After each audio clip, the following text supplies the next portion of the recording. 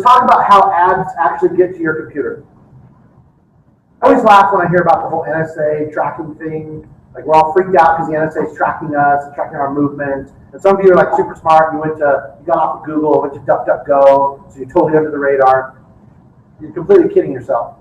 Advertisers have known so much about you. Every single person that connects to the internet is tracked all the time.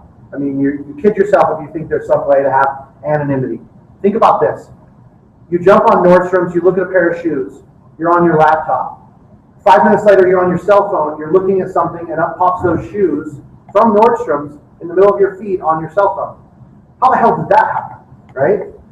So you got to understand a little bit about the logistics of how ads are served. So here's how it works. Number one, a user goes to a website.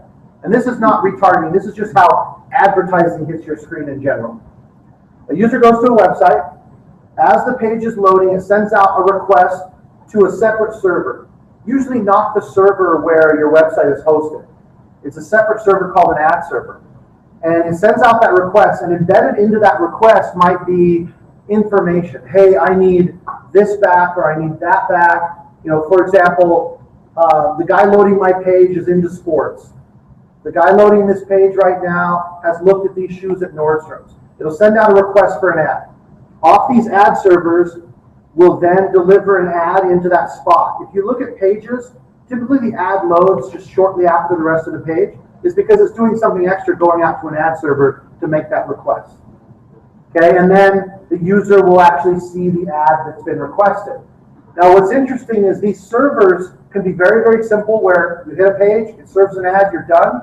Or they can be very complex where there's a series of algorithms that'll say, okay, I'm going to show you an advertisement unless there's a pre-existing order for some other type of ad for you, and now I'm going to look at the bid prices of each of them, and I'm going to serve whichever one's the highest bid. And so a lot of questions will get asked and answered in milliseconds to decide which ad shows up.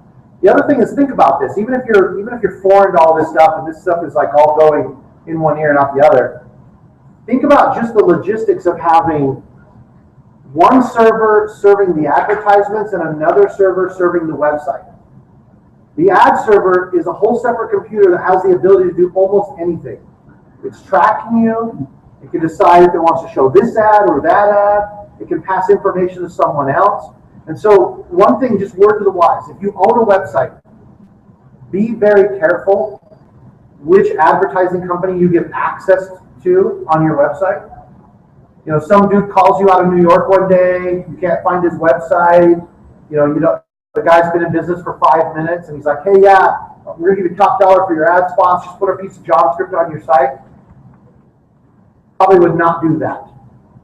There's a lot of games people play, and we don't have tons of time to get into it. There's a lot of games people play. As soon as I can get a piece of JavaScript or a tracking pixel onto your site, I now know who comes to your site. I can mess with people that are on your site. I can take the traffic on your site. I can reroute. I can do all kinds of things. So if you manage a large website, be a little cautious, a little skeptical about this stuff.